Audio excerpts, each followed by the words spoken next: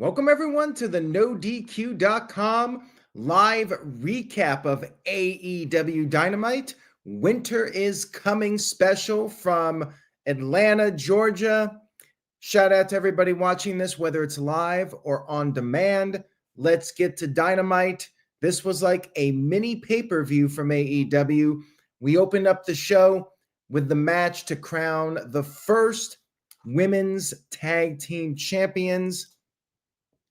Timeless Toni Storm and Mina Shirakawa versus Willow Nightingale and Harley Cameron. Hot crowd in Atlanta. Hot Atlanta, you could say. They were hot during this show. One of the better crowds for Dynamite in several months, in my opinion. We got the AEW chants right off the bat. All four of them were brawling. They ended up on the outside. Willow did this cannonball off the apron to both Toni and Mina, but then Toni and Mina regrouped. They got the upper hand. They worked over Harley Cameron for a while. They did some double teaming, and then Willow came in, built up momentum. Then Toni Storm got the hot tag after the commercial break.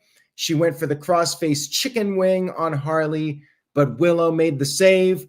And then we had all four women in the ring. We did the double submissions, and then they traded shots. All four women got knocked down. Toni Storm got up, hit the Storm Zero to Harley Cameron, but then Willow broke up the pin, and Willow suplexed Toni on the outside of the ring, effectively taking her out of the match. And then back in the ring, Willow tagged in, hit the Dr. Bomb on Mina, and got the 1-2-3 victory. The Babes of Wrath are the first AEW Women's Tag Team Champions. Really good match here to establish the titles. And my only hope is that the titles will be featured regularly and they'll be defended on the pay-per-views. My fear is that they'll get lost in the shuffle, but we'll see what happens. I liked the match, and then we got the post-match promo. Toni and Mina shook their hands. We had the pyro and everything, and I liked it. We got some time to actually let the moment digest. It wasn't just new champions, move on to the next segment. They actually did the post-match interview, the pyro and everything. So I thought this was all well done. So far, so good, and I hope they can continue to make these titles meaningful.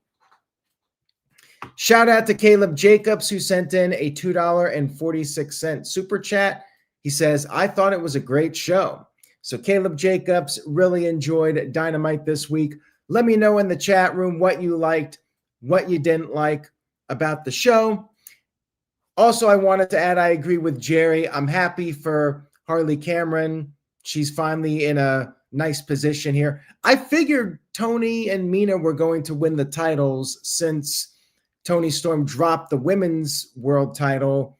She would win the tag titles and focus on that, but maybe Toni goes back for the women's world title at some point. We'll see. We had a few backstage promos.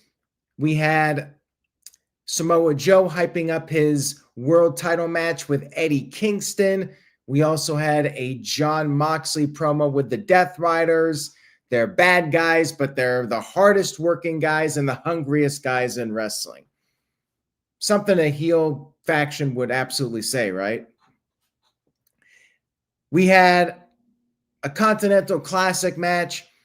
Okada versus Jungle Jack Perry. He's no longer a boy. He's just Jungle Jack Perry. Now, Perry went up top early. He got drop kicked off the top. He fell to the floor, and then Okada went outside, threw Perry over the barricade. And then after the commercial break, Perry made his comeback. He avoided the Rainmaker. He hit a running knee strike, but Okada kicked out. He went for the snare trap, but Okada bit the hand of Perry. And then Okada went for a tombstone, and Perry decided a little bit of tit for tat. He bit a body part of Okada. And let's just say it was a place you would never want to be bitten. Just leave it at that. Okada was put in the snare trap, but he did get to the rope, and then Okada hit the Rainmaker. He went for another one, but missed. Perry went for another knee strike, but Okada countered that and hit a second Rainmaker and got the 1-2-3 victory. Pretty good match here. Jack Perry filling in for Darby Allin, who suffered an injury recently. After all these years, we finally had an injury from Darby Allin. Somehow he managed to go all these years without getting hurt and being pulled from a match, and in this case, getting pulled from a whole tournament. But there you go. Perry fills in. This was hard to believe, but they were saying this was Perry's first singles match in over a year, which seems hard to fathom, but I know he did take some time off. We had the Don Callis family post-match in the ring, and Don Callis, he said Perry is great, but he lacks direction, and offered him a spot in the Don Callis family. And he said the signing bonus would be the Young Bucks' money, but he warned Perry to not turn him down. Perry gave Callis his answer, and the answer was he took the microphone and he attacked the Don Callis family, but they overwhelmed him. Then Luchasaurus came out there for a distraction. The Young Bucks came into the ring with steel chairs, and Takeshita ended up taking a super kick for Don Callis. We'll see where that leads to. Good guys clear the ring, and yes, Rod and Todd beat 7 guys up with chairs, but let's face it, those 7 guys, not much to say about most of them, with maybe 1 or 2 exceptions. They're basically a small step above the ops security guys, the ops dojo, whatever they're called. We had a promo from Eddie Kingston wanting to make his family proud, wanting to make his hero Terry Funk proud, and he vowed to give Samoa Joe the fight of his life in the main event. We had Mark Briscoe in the ring talking to Tony Schiavone, and he hyped up a match on Collision that's going to take place. Where is it? Somewhere in the United Kingdom. They're heading to the United Kingdom this weekend, and then next week's Dynamite is in Manchester. Cardiff. Thank you for that, Jerry. They're in Cardiff this Saturday for Collision. It's going to be Mark Briscoe versus Danny Garcia, Danny Boy. And we had the Death Riders interrupting the promo. Wheeler Yuta got a microphone for whatever reason, and he was talking smack, and they got in the ring, and Mark Briscoe was ready to fight right there. Garcia pie-faced Mark, and Mark told him to make a move, and Wheeler Yuta had to hold Garcia back, and that was the build-up for Collision. It's a filler match for Mark Briscoe. I don't really have any interest in it, but they did a little segment here to try and build up that Cardiff edition of Collision. They got a couple more Continental Classic matches, so it looks like it's a fine card, but I don't really have much interest in it. Don't really care much about Wheeler Yuta at this point, or Garcia for that matter. We had a backstage segment where the Triangle of Madness got into a brawl with Chris Statlander, and Statlander managed to fight them off with a chair. We then had a tornado tag team match. Will Hobbs and Shibata versus Hangman Page and Swerve Strickland. Page and Swerve were coming through the crowd. The Ops Dojo went after them. They got beat up. And then Hobbs and Shibata went after Page and Swerve. We had them fighting through the concession area. And then after the commercial break, they finally got to the ring. The match officially started. The bell rang. And then we had Prince Nana getting on the apron, helping out Swerve and Page. Shibata was able to avoid the buckshot lariat, and he delivered a low blow to Page, but Swerve was able to save Page with a swerve stop to Shibata. And then Hobbs accidentally hit his own partner. Swerve and Page power bombed Hobbs through a table on the outside, and then back in the ring, Page hit the buckshot lariat, and then Swerve did the house call kick to Shibata, and they got the 1-2-3 victory. Pretty good match here. Swerve has new music, and as people in the chat room pointing out, it's an interesting choice. I guess Swerve wanted to freshen things up, but you can't really have Nana dancing to it like the old song. But still, entertaining match. And then backstage, Don Callis proposed a match for the $1 million. He said that he would have Takeshita, Okada, and Hechicero against the Young Bucks and a partner of their choosing.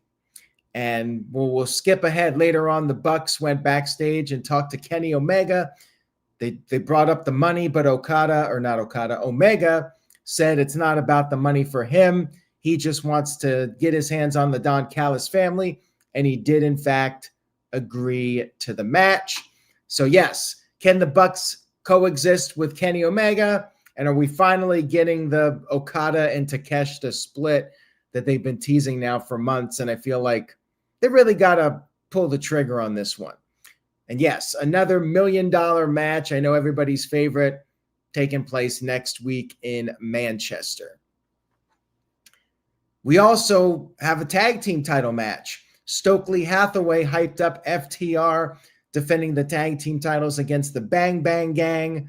Another filler match. We're just waiting for Adam Copeland and Christian Cage to return. Let's face it here. Killing time. We then had what was not only the best match on the show, but one of the better TV matches of the year. We had Kyle Fletcher versus Mike Bailey. I think it was the best match of the tournament up to this point. You knew it was going to be a long one. They did the feeling out process in the beginning. Bailey took out Fletcher with a Hurricane Rana on the floor, and then he went for a crossbody but got caught by Fletcher. Bailey avoided the brainbuster and started to build up some momentum. Then they fought on the outside, and they both ended up on the barricade, and Fletcher ended up power slamming Bailey on the barricade, which got the holy shit chants from the fans. And then after the break, Bailey started to make his comeback. He did a knee drop on the apron, and then he went for the shooting star press, but Fletcher got his feet up, and then Fletcher did a sit-down power bomb. Bailey kicked out of that, and then they went back and forth, and Bailey almost beat Fletcher on multiple occasions. Fletcher kept kicking out. He went for the knees on the floor, but he missed. Fletcher got him back in the ring after power bombing him on the floor, hit the brain buster, but somehow Bailey kicked out of it. Crowd was going nuts that Bailey kicked out of the brain buster. They went back and forth some more, and then Bailey finally got the win with just about a minute left to go in the match.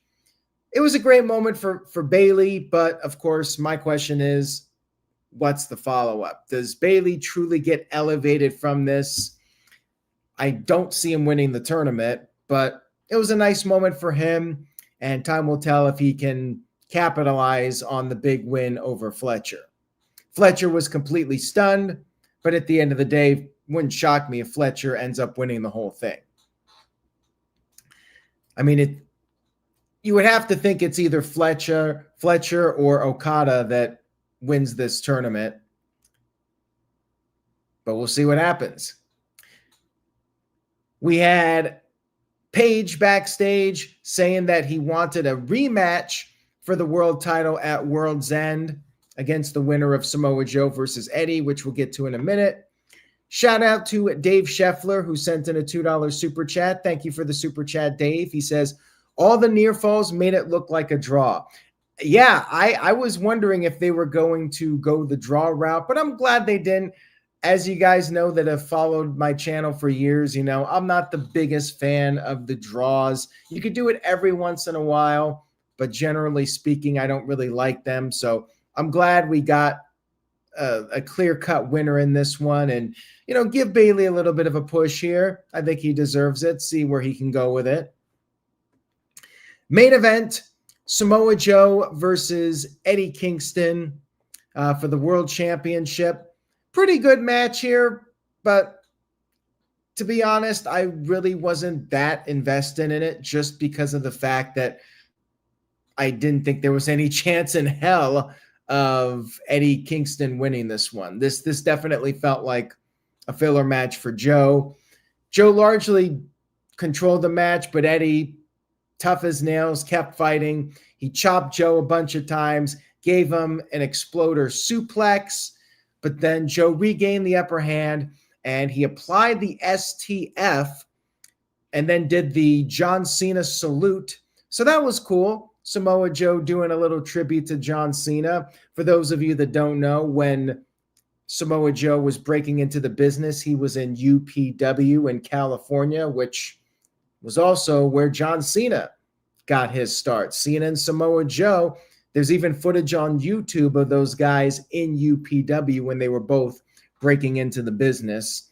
And unfortunately, we never got the Samoa Joe versus John Cena WrestleMania match because Joe got injured, but that would have been a nice match for WrestleMania. Those guys have the background together. So that was a nice tribute there. Probably the highlight of the match, honestly. Eddie bit the thumb, so we had more biting on the show. I guess that's the new thing now, to make up for maybe they trade off. 1 week we get blood, 1 week we get biting. Joe rolled out of the ring. Eddie went after him. They got back in the ring, and then Eddie went for the spinning back fist that he does, but Joe countered that into the coquina clutch, and Eddie Kingston tapped out. No surprise here, Samoa Joe wins. And, you know, I would have liked a cliffhanger, maybe Paige coming out there or something. But again, second week in a row, no cliffhanger. Joe wins, and that's it. So a little bit of a letdown of an ending. But overall, I do think it was one of the better Dynamites of the year. As I mentioned at the beginning, it did feel like a mini pay-per-view. You had several big matches on the show, and I really did like the Fletcher and Bailey match. I thought that was a match that could have been on a pay-per-view. I'm hoping MJF comes back soon.